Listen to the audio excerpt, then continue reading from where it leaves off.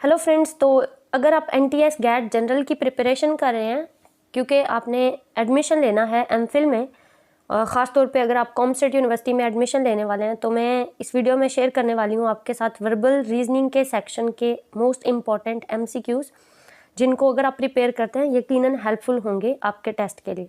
चलिए फिर वक्त ज़ाया किए बगैर शुरू करते हैं वीडियो को। सो इंटेग्रिटी का मतलब होता है और अजमत, लाइक सच्चाई, ऑनेस्टी। तो इसका करेक्ट आंसर है सी, ऑनेस्टी। इंटेग्रिटी, सच्चाई, ऑनेस्टी। प्रीरोगेटिव, सेकंड है प्रीरोगेटिव। सो प्रीरोगेटिव का मतलब होता है लाइक बिल्कुल सही, ठीक है, राइट। बी ऑप्शन इसका करेक्ट है। सो नेक्स्ट हमारे पास है choose the word that is most nearly opposite in meaning to the word. तो अभी जो आपको नीचे वर्ड्स दिए हुए हैं, जैसे थर्ड वाला, ठीक है, तो आपने इसका अपोजिट बताना है। रेस्टिव बोलते हैं ऐसे को जो हर वक्त बेचैन रहता हो, ठीक है, जो बेचैन रहता हो उसको रेस्टिव बोलते हैं। तो इसका जो अपोजिट है वो है ईजी। ये बहुत इंपॉर्टेंट है। रेस्टिव क्या है कि जो हर वक्त बेचैन रहता हो। सो इसका अपोजिट है ईजी। ए ऑप्शन करेक्ट है। फोर्थ है प्रोडिगल।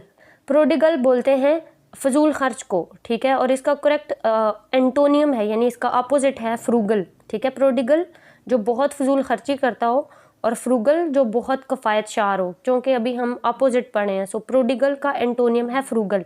प्रोडिगल का क्या मतलब है? फजूल खर्च। और फ्रूगल का क्या मतलब है? कफ़ायतशार, जो मतलब सोच समझ के खर्च करता हो।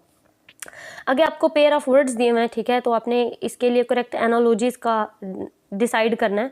सो टाइगर, कार्निवोरस। टाइगर कहते हैं चीते को, तो चीता क्या होता है? गोश्तखोर है ना, कार्निवोरस है। इसी तरह से जो इसका करेक्ट आंसर है सी, काओ हर्बीवोरस है। तो ये एनालॉजीज होती है, मतलब आपको कुछ चीज़ दे दी गई है, आगे उस यहाँ पर अब टाइगर क्या है? एक एनिमल है, और कार्निवोरस उसकी फैमिली के बारे में बता रहा है कि खाता क्या है। तो चूंकि गोश्त खाता है तो इसी बेस पे इसको कार्निवोरस बोला जाता है। इसी तरह से जैसे काऊ है, और काऊ चूंकि घास खाती है तो इसी बेस पे, यानी हर्ब्स खाती है, इसी बेस पे इसको हर्बीवोरस बोला जाता है। तो 5 का करेक्ट आंसर है सी, काऊ का है हर्बीवोरस।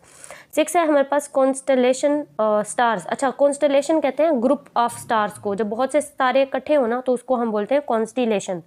तो कॉन्स्टिलेशन स्टार्स, तो मतलब पहले उस चीज़ का ग्रुप है, आगे वो चीज़ है। सो कॉन्स्टिलेशन सितारों का ग्रो और आगे सितारे यानी स्टार्स। तो आपने ऐसा ढूंढना है जिसमें पहले ग्रुप का जिक्र हो, फिर आगे उसी चीज़ का। तो ये ए ऑप्शन है, आर्कीपेलागो। आर्कीपेलागो बोलते हैं आइसलैंड के ग्रुप्स को, मतलब बहुत से आइसलैंड्स जब मिलते हैं ना, तो वो जो पूरा आइसलैंड्स का ग्रुप है उसको हम बोलते हैं आर्कीपेलागो। आगे लिखा हुआ है आइसलैंड, तो मतलब एक चीज़ है और एक चीज़ का ग्रुप है और आगे वो चीज़ दी हुई है। सो कॉन्स्टिलेशन सितारों का ग्रुप, आगे स्टार्स। वैसे ही आर्कीपेलागो, आगे आर्कीपेलागो मतलब आइसलैंड्स का ग्रुप और आगे आइसलैंड्स। तो करेक्ट आंसर है ए। आगे आपको करेक्ट आंसर चूज करना है, तो fill in the blanks with suitable choices. So 7th है we can not predict whether he will go on a picnic और नॉट, ही इज सो कहता है हम प्रिडिक्ट नहीं कर सकते कि आया कि वो पिकनिक पर जाएगा या नहीं जाएगा, क्योंकि ही इज सो। तो इसका करेक्ट आंसर है डी, कैप्रिशियस, क्योंकि वो जो है वो बहुत ज़्यादा घर के अंदर रहने वाला इंट्रोवर्ट है, कैप्रिशियस है।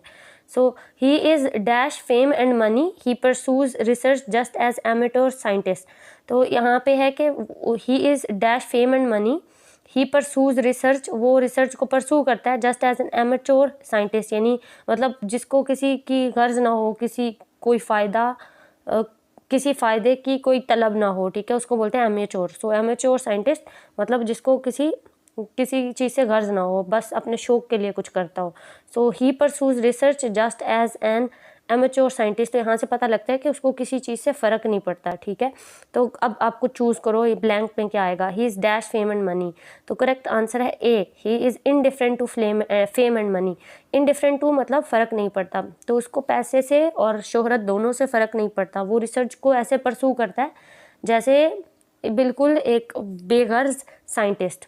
तो 9 है octopus have not only large brains dash also a well developed nervous system. ये आपने पढ़ा होगा, नॉट ओनली बट आल्सो, इनका पेयर है, ये कंजंक्शंस का पेयर है कि अगर पीछे कहीं नॉट ओनली आए तो आगे बट आल्सो आता है, ये आपने याद रखना है, ठीक है, नॉट ओनली बट आल्सो।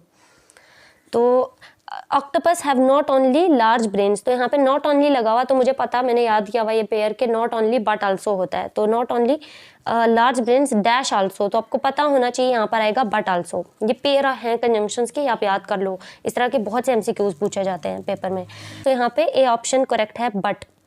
मैं आपको सेंटेंस कंप्लीशन का एक और ट्रिक बता दूं, जब भी सेंटेंस कंप्लीशन करनी हो ना, तो पहले सेंटेंस को अच्छे से पढ़ो और फ़ौरन से आपने एमसीक्यूज पे नहीं जाना जो नीचे दिए हुए हैं ब्लैंक को फिल करने के लिए, बल्कि अपने जहन में सोचो भाई कौन सा पॉसिबल आंसर आ सकता उस ब्लैंक में। क्योंकि अक्सर इस तरह होता है कि हम सेंटेंस पढ़ते हैं, उसके बाद हर एमसीक्यूज फिट करने की कोशिश करते हैं उस ब्लैंक में कि ए होगा, बी होगा, सी होगा, तो फिर ए नहीं भी होना, तो जब फिट करने की कोशिश करते हैं तो हमें लगता वो है। तो सेंटेंस कंप्लीशन का रूल ये है कि सबसे पहले सेंटेंस को केयरफुली पढ़ो, उसके बाद उस ब्लैंक में एज्यूम करो खुद से कि क्या आ सकता है, क्या पॉसिबल आंसर है। तो जो आप सोचोगे अक्सर इस तरह होता कि गिवन एमसीक्यूज में वो लिखा होता, तो आप वो लगा दो फ़ौरन से, ठीक है। जो आपने सोचा था वो जब आपको दिखे आप लगा दो। और कभी इस तरह होता है कि ठीक वो लफ्ज़ आपके जहन में नहीं आता, बट उसके मिलता जुलता जो है वो नीचे एमसीक्यूज में दिया होता, तो फिर आप उसका जो मिलता जुलता है वो लगा दो। लेकिन यहाँ पे क्या है, नॉट ओनली बट आल्सो, ये आपको पेयर याद रखना है। 10 है I hardly dash meet him, so hardly के साथ एवर लगता है, I hardly ever meet him, तो करेक्ट ऑप्शन है ए। बात समझ आ गई। 11 है she wouldn't ask you if she dash not sure. अच्छा, वुडंट वैसे इस तरह मैं पढ़ूँ ना तो मुझे लगता है she wouldn't ask you if she is not sure, तो वैसे लगता इज़ लगता, मतलब अगर मैं सोचती हूँ ना तो मेरे जहन में आता इज लगता। लेकिन अगर मैं सेंटेंस पे फिर से गौर करती हूँ तो यहाँ पे वुड लगा हुआ है, विल की दूसरी फॉर्म वुड होती है, विल का पास्ट फॉर्म होता है वुड, ठीक है, आपको पता है।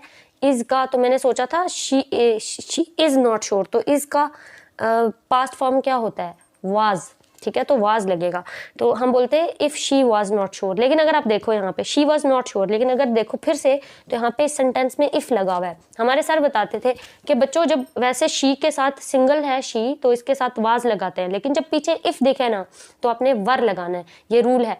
जैसे इनको कंडीशनल सेंटेंसेस बोलते हैं। जैसे एक बहुत फेमस लाइन है जो हमें सर ने बताई थी कि काश में अमेरिका की प्रेसिडेंट होती, if I were the president of America, ये फेमस सेंटेंस आपने अक्सर पढ़ा होगा। आपने ये कभी नहीं पढ़ा होगा if I was the president of America, आप हमेशा ये पढ़ते हो if I were the president of America.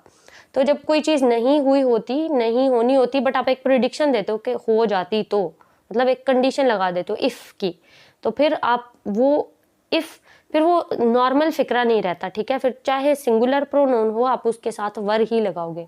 जैसे normally if I was the president of America यूँ होना चाहिए ना, लेकिन एक्चुअल में सेंटेंस क्या है, if I were the president of America, ये करेक्ट है grammatically, if I were the president of America. जब पीछे इफ़ लग गया तो अपने सिंगुलर प्रोनाउन के साथ भी वर ही लगाना है। तो यहाँ पे क्या है कि इफ़ शी अगर सिर्फ शी नॉट श्योर होना तो फिर आप शी वाज नॉट श्योर लगाते, लेकिन चूंकि इफ़ है तो करेक्ट आंसर है B, if she were not sure. ऐसे हमेशा ऐसा एक एमसीक्यूज पूछा जाता है गैट में। So if she were not sure, बात समझ आ गई। पीछे पास्ट है, वुड लगा हुआ, तो आगे भी पास्ट ही आएगा। तो इज का पास्ट क्या होता है, वाज।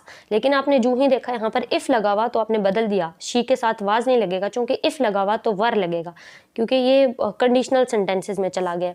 सो 12 है don't think there are no crocodiles because the water is calm. So don't think there are no crocodiles because the water is calm. नहीं सोचो कि वहाँ पर क्रोकोडाइल नहीं होंगे क्योंकि वाटर बिल्कुल काम दिख रहा है आपको। सो ये कौन सा सेंटेंस है, यहाँ पर बिकॉज लगा हुआ, बिकॉज सबऑर्डिनेटिंग कंजंक्शन है। हमने डेफिनेशन पढ़ रखी है कंपाउंड सेंटेंसेस की कि ऐसे सेंटेंसेस जिनमें एक सबऑर्डिनेटिंग कंजंक्शन आए उनको कंपाउंड सेंटेंस बोलते हैं, ठीक है। जिसमें कोई भी ना आए उसको बोला जाता है सिंपल, ठीक है, और जिसमें एक आए उसको बोला जाता है कंपाउंड। तो यहाँ पे चूंकि बिकॉज लगा हुआ तो ये कंपाउंड सेंटेंस की एग्जांपल है, बी ऑप्शन करेक्ट है। बात समझ आ गई।